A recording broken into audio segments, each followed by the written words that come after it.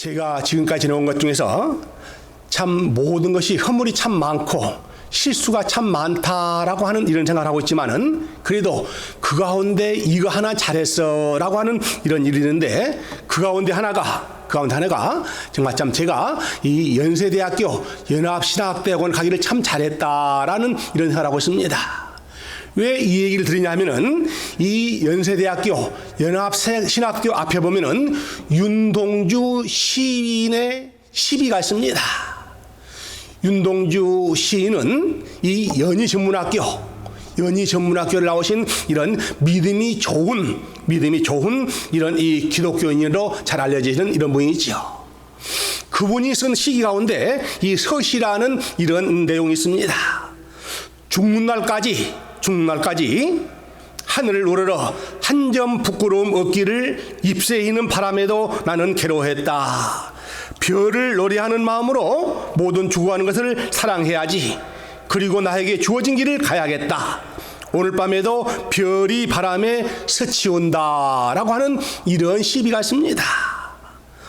죽는 날까지 하늘을 우러러 한 점 부끄러움 없기를 살기를 바라는 이 윤동주 시인의 그 시기가 윤동주 시인뿐만 아니라 모두가 다 공감하는 이런 말씀인 것을 우리는 알게 됩니다.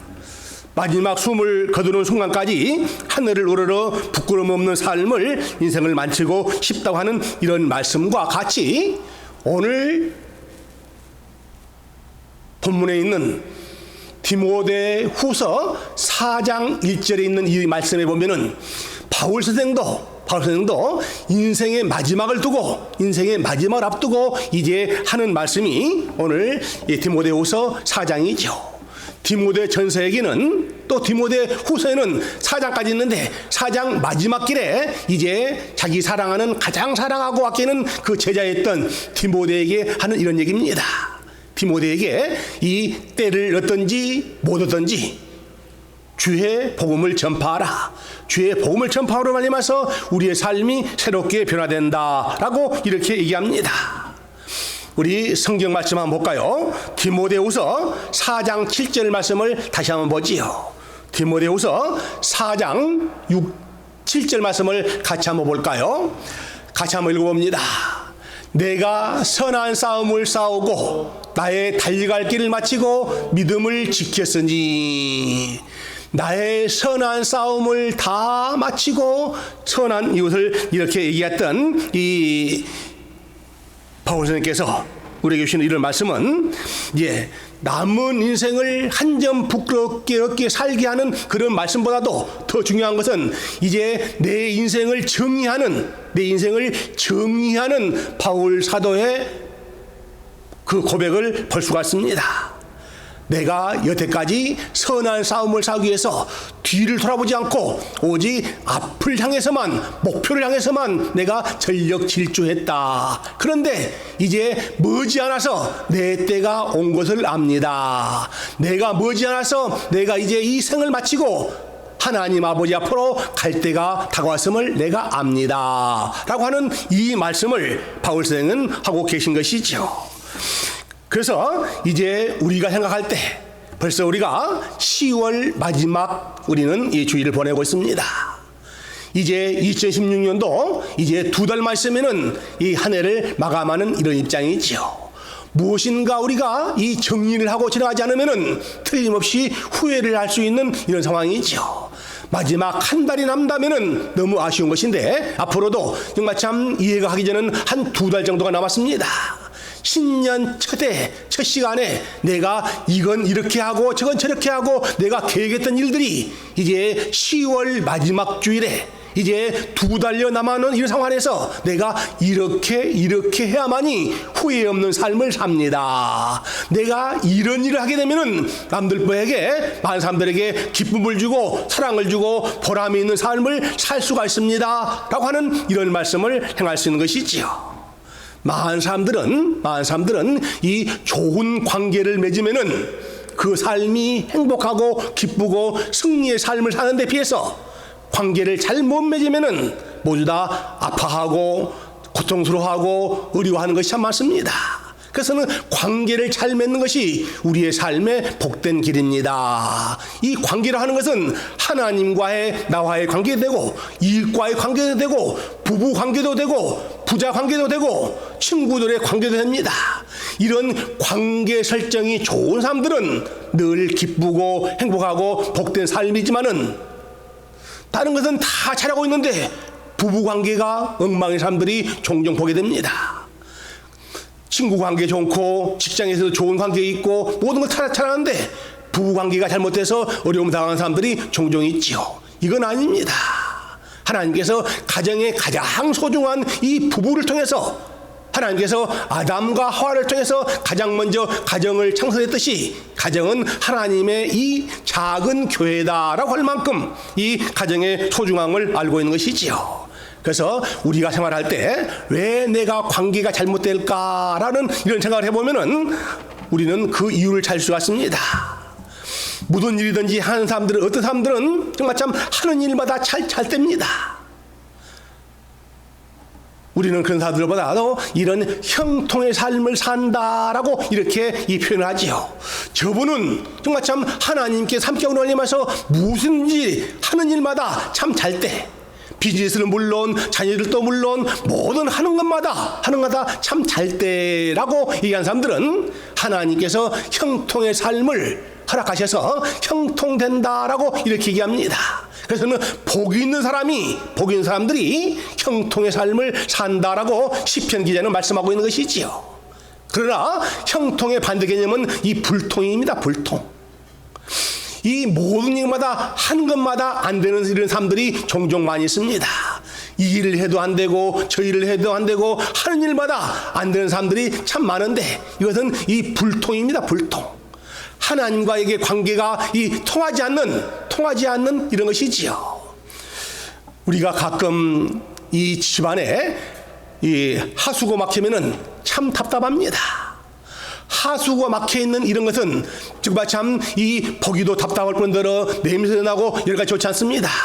그 막힌 하수구가 뻥 뚫릴 때 우리는 정말 참 이것이 통했구나 라고 이렇게 할처럼 정말 참 이 형통한 사람들은 하나님의 축복과 하나님의 행복과 승리와 성공의 삶을 사는 데 비해서, 불통에 사는 사람들은 좌절과 고통과 아픔과 어려움을 살 수밖에 없는 이런 입장입니다.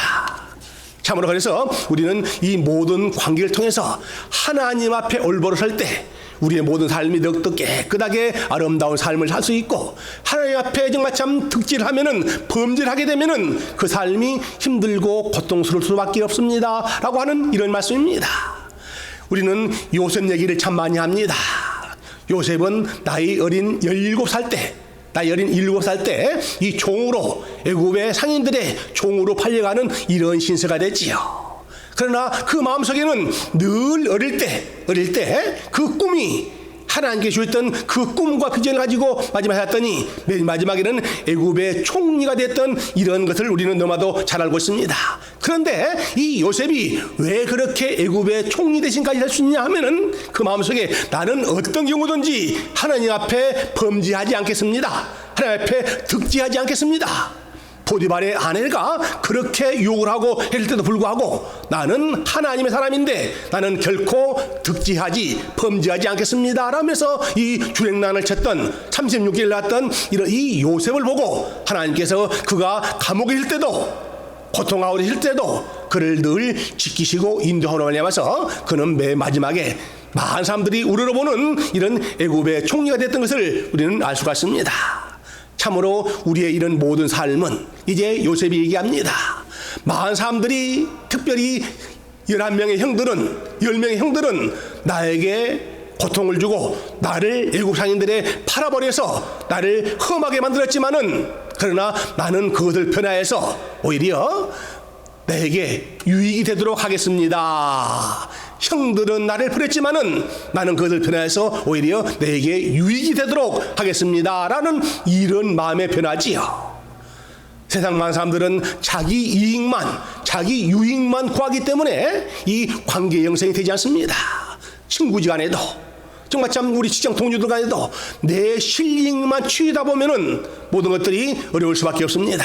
그러나 내가 먼저 양보하고 내가 먼저 내 마음을 주고 정성을 주게 되면은 모든 일이 풀려지는 귀한 이런 삶을 살게 되는 것이지요. 그래서 가장 소중한 것은 내 마음을 주고 내 정성을 주게 되면은 하나님께서는 그 마음과 모든 걸 보시고 우리의 모든 것을 형통하게 만들어 줍니다 라고 하는 얘기입니다. 그래서 우리의 소망은 의의 면류관이죠. 우리의 소망은 맨 마지막에 정말 참 언제 갈지 모르는 이런 상황이 있는데, 이제 바울 선생님이 얘기합니다. 이제 나는 오직 주님을 위해서 여태까지 살아왔는데 이제 내 때가 다 된 것을 압니다. 그러니 이제 내가 하나님 앞에 설 때 어떤 모습으로 서겠습니까? 내가 여태까지 하나님께 말했던 의의 면류관을 받기 위해서는 나는 최선을 다하는 삶을 살겠습니다 라고 이렇게 얘기합니다. 사랑하는 여러분, 우리 주위에 많은 사람들이 왔다가 또 많은 사람들이 가기도 합니다. 그런데 우리가 잘 아는 이 이화여대 초대 총장을 지냈던 김환란 박사 얘기를 잠깐 하겠습니다. 김환란 박사는 정말 참 미국에서 우리나라 초창기 때, 개화기 때 정말 참 미국에서 공부를 했던 이런 여성이지요. 그러면 와서 이화여대 초대 총장을 지냈던 이분입니다. 여성들의 권익을 올려놓는 가장 창본인이 바로 이 김환란 박사였습니다. 김환란 박사가 이제 맨 마지막에 죽음을 앞두고 했던 이런 유언장이 우리에게 굉장히 와닿는 이런 입장이죠. 많은 사람들은 죽으면은 옛날 사람들은 예수를 모르고 하나님 알지 못한 사람들은 황천길로 간다 해서 모두가 다 혼비백산해서 죽지 않으려고 애를 쓰고 있습니다. 그러나 우리 믿는 사람들은, 하나님을 믿는 사람들은, 구원받은 사람들은 우리는 이 땅에서 하나님 나라로 옮겨간다라고 하는 이런 얘기입니다. 모든 사람들은 장례식을 준비하고 있는데 김환란 박사는 유언장에 쓰기를, 나는 장례식을 치르지 말라, 나는 장례식 대신에 환송하는 의미의 환송 예배를 드려다오라고 이렇게 이 유언장에 썼던 이런 일화는 너무나도 유명한 이런 얘기지요. 많은 사람들은 죽지 않으려고 발버둥을 치고 정말 참 마지막에 발악을 하면서 마지막에 보면은 참 안타까운 일을 참 많이 봅니다. 많은 사람들이 죽어가는 모습을 참 많이 봤는데 안 믿는 사람들 대부분 이런 형상이 아주 찌그러지고 무서운 이런 형상입니다. 왜? 죽지 않으려고, 살려고 발버둥을 치다 가기 때문에 맨 마지막 임종하는 모습 보면은 정말 참 모두 다 보기 흉하고 일그러지는 모습인데, 그런데 종종 정말 참 예수 잘 믿는 장로님이나 예수 잘 믿는 권사님이나 이런 모습 보면은 죽는 모습에서 너무 평안한 모습을 보게 됩니다. 아, 이 권사님은 정말 참 이 하늘의 구원의 소망이, 천국의 소망이 확실히 계신 분이구나. 죽음을 맞이하셨구나. 죽음을 안 죽으려는 게 아니라 죽음을 맞이하려구나 하는 것을 우리는 보게 됐지요. 김환란 박사는 나는 장례식이 아니라 나를 하늘나라로 가는 환송 예배를 드려다오라고 이렇게 이 유언장을 쓰면서, 그렇기 때문에 내가 죽으면은 절대 고기나 울지 말고 나를 기쁘게 보내다오라고 이렇게 이 메모를 했다고 얘기합니다. 그때가 1971년도 2월달에 얘기하는데, 그때 유해가 이제 망우리에 있는 금남동산으로 올라갈 때, 그때 가서 이 교회에서부터 이 묘지까지 하는데 곡을 하고 슬퍼하는 것이 아니라, 그때는 이 이화여대 관현악단과 이 국립교향악단이 베르디의 개선의 기쁨과 하이든의 하늘은 주님께 영광이라 하는 이런 정말 참 행진곡 같은 기쁘고 즐거운 이런 찬양을 부르면서 김환란 박사의 이 예식을, 장례식을 치렀다 하는 이런 얘기는 너무나도 유명한 이런 일화입니다. 이렇게 많은 사람들에게 기쁨을 주고 사랑을 주고 한 사람들은 죽음을 맞이하고 말미암아서 더 많은 사람들에게 유익을 주게 되지요. 그러나 또 한 사람, 우리가 잘 아는 독일의 독재자 아돌프 히틀러는 죽음에 대해서 굉장히 이 큰 공포감을 가지고 있었습니다. 그는 자신의 손에 주고 간 이 600만 명이 넘는 이 유태인들의 망령에 시달렸습니다. 히틀러는 그 사랑하는 가장 부관에게 얘기했습니다. 자신의 미래를 예언할 사람을 데려오라고 명령했습니다. 그 부관이 그 나라에서 가장 유명한 이 예언자를 대령해 왔습니다. 각하, 이 사람은 미래에서 가장 정확하게 100% 적중합니다. 아주 유명한 예언가입니다. 라고 이렇게 이 히틀러에게 그 부관이 그 예언자를 소개했습니다. 지금까지 이 사람은 한 번도 빗나간 적이 없는 아주 정말 참 훌륭한 이 예언자입니다. 각하의 미래를 이 사람이 분명히 예언할 것입니다. 라고 이렇게 소개를 했습니다. 그때 히틀러는 그 예언자를 다그쳤습니다.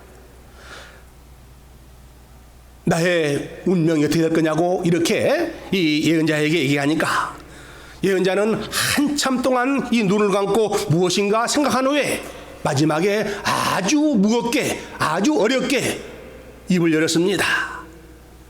각하는 유대인의 축제일에 죽을 것입니다. 각하가 죽는 날이 세상에는 축제일이 될 것입니다. 라고 이렇게 이 예언을 했다는 얘기는 너무나도 유명한 이런 얘기입니다. 각하가 죽는 날은 유대인의 축제일이 될 것입니다.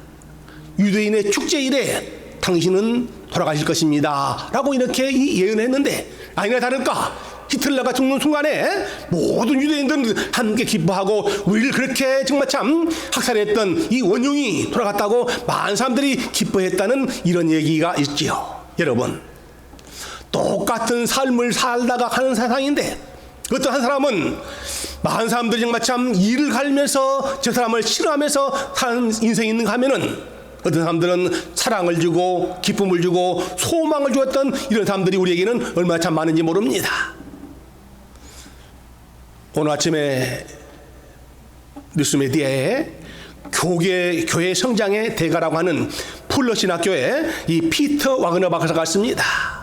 피터 와그너 박사가 10월 21일 날 90세로 운명하셨다는 이런 얘기 했는데 아무튼 이 남가주뿐만 아니라 전 세계에서도 교회 성장학의 대가라고 하는 분은 이 피터 와그너입니다.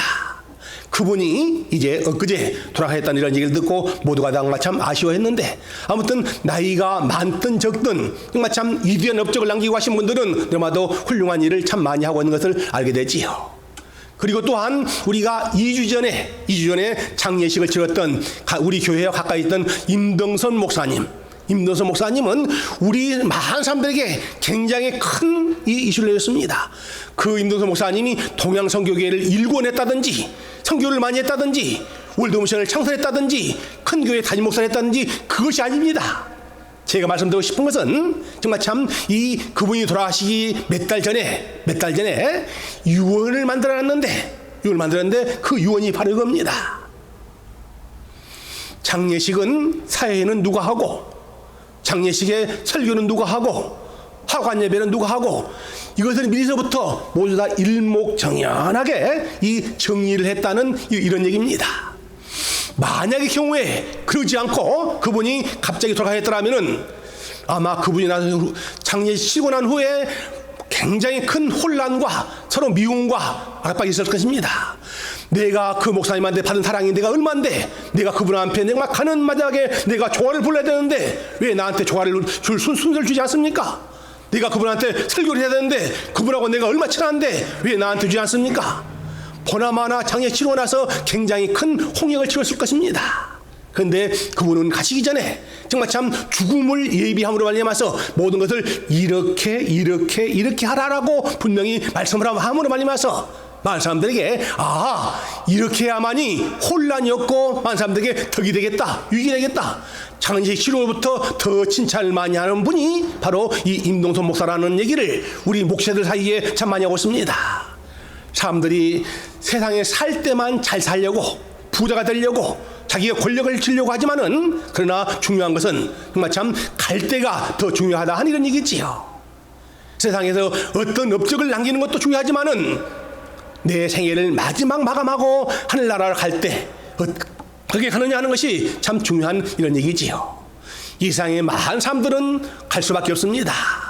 히브리서 9장 27절 말씀 보면은 사람이 한번 태어난 것은 하나님 앞에 가는 것이 정한 이치라고 이렇게 히브리 기자는 말씀하고 있습니다.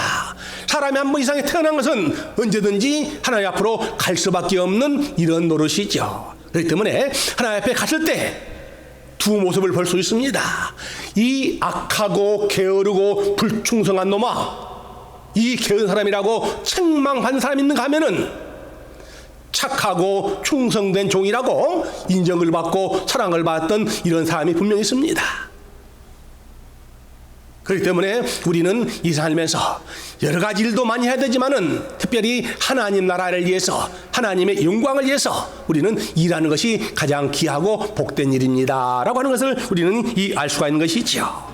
참으로 우리가 이 땅에 살면서 여러 가지 일도 많이 해야 되지만은 하나님 앞에 전도하는 일이야말로 무엇보다도 소중하고 귀중한 이런 삶입니다 라고 하는 이런 얘기입니다.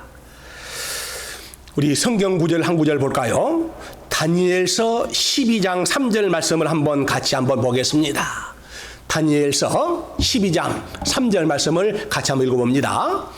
지혜 있는 자는 궁창의 빛과 같이 빛날 것이요, 많은 사람을 옳은대로 돌아오게 한 자는 별과 같이 영원토록 비치리라. 지혜 있는 자와 많은 사람들에게 옳은대로 돌아오는 것은 별과 같이, 빛과 같이 빛나고 영원토록 비춰지는 이런 귀한 삶, 이것은 전도하는 사람들을 얘기하는 것이지요. 지혜 있는 사람은 궁창의 빛과 같이 빛날 것이요, 많은 사람을 옳은 대로 돌아오게 하는 사람, 하나님의 전도한 사람은 별과 같이 영원토록 비칠 것입니다 라고 하는 이런 말씀을 하고 있습니다. 참으로 이 전도는 하나님 보시기에 가장 아름다운 이런 모습이고, 또 찬양 드리는 이런 모습은 하나님께서 가장 기뻐하시는 일입니다 라고 하는 이런 얘기죠. 전도하는 일은 하나님이 가장 기뻐하시는 일이고, 하나님께 찬양 드리는 것은 하나님이 기뻐하시는 일 중에 가장 소중한 일입니다. 우리가 전도와 찬양함으로 말미암아서 우리 삶이 더 기쁘고 보람되고 귀한 삶입니다. 사도 바울 선생은 온 헌신을 다해서 하나님은 나라를 위해서 이 전도하고 하나님을 찬양드렸던 사람이 있죠. 옥중의 감옥에 갇혔을 때도 그가 이 찬송할 때 옥문이 열리고 지진이 나는 이런 귀한 역사가 있었던 것처럼 하나님을 찬양하는 일, 하나님께 전도하는 일, 하나님의 백성들을 올바른 일로 인도하는 일이야말로 참 귀하고 귀한 이런 상황이죠.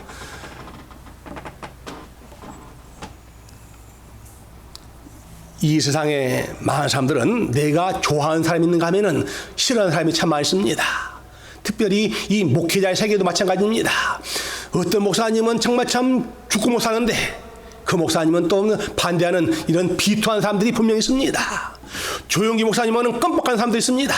그런데 어떤 사람들은 조용기 목사님 아주 싫은 사람이 있습니다. 그런데 우리 한국 교회 한경직 목사님 하면은 모두가 다 좋아하는 사람입니다. 비토한 사람이 아무도 없습니다. 이 영락교회를 그만큼 정말 일공으로 말미암아서 이 가장 인격적인 이런 사람이 한경직 목사님이라고 이렇게 합니다. 그런데 한경직 목사님께서 아주 젊었을 때 어떤 권사님 댁에 이 신방을 갔다고 합니다. 몇 월 며칠 날 신방 간다는 얘기를 하지 않고 신방을 갔기 때문에 그 권사님이 집에 안 계셨습니다. 그래서 기다리는 동안에 그 권사님이 돌아오겠지라고 기다리는 동안에 그 집에 옆집에 사는 이런 이 아주머니에게 나는 영락교회 한 목사입니다. 우리 주인이 우리 권사님이 올 때까지 잠깐 좀 얘기 좀 나눌까요? 하면서 이 전도를 했더랍니다. 전도를 했는데 이 그 아주머니 하는 얘기가 정말 참 나도 예수를 믿어볼까 했는데 우리 주인 보니까 영 아닙니다. 얼마나 짠지, 얼마나 인색한지 도저히 이분 보니까는 정말 참 교회 다니고 싶은 생각이, 예수 믿고 싶은 하니 이만큼도 없습니다 라는 그 얘기를 듣고 한경직 목사님이 들어와서 아주 회개를 많이 했다는 이런 얘기를 듣고 있습니다.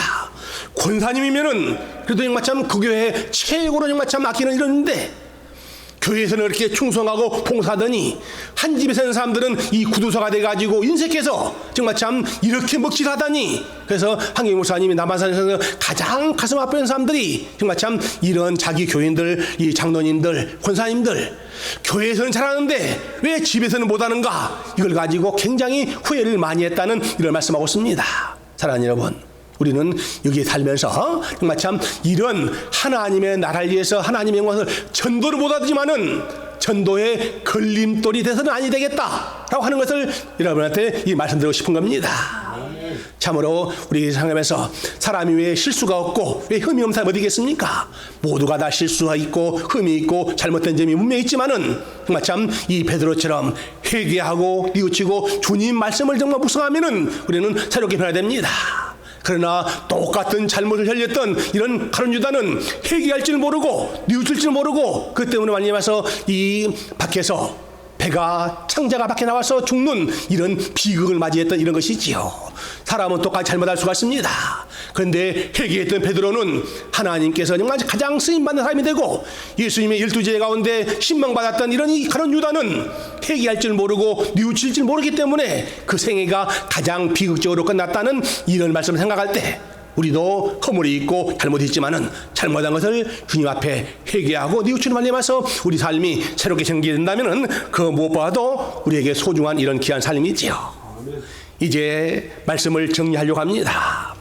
우리가 이 땅에 살면서 여러 가지 일이 참 많이 있지만은 그래도 하나님 나라를 위해서 전도하는 일에 매진을 해야 되지만은 그러나 여러분 아다시피 요즘은 교계 이상이 많이 추락이 되기 때문에 전도하는 것은 쉽지 않습니다. 그러나 정말 참 전도를 못하지만은 나 때문에 전도가 막히는 전도의 걸림돌이 되는 이런 일은 결코 아니 되겠다라고 하는 이런 말씀입니다.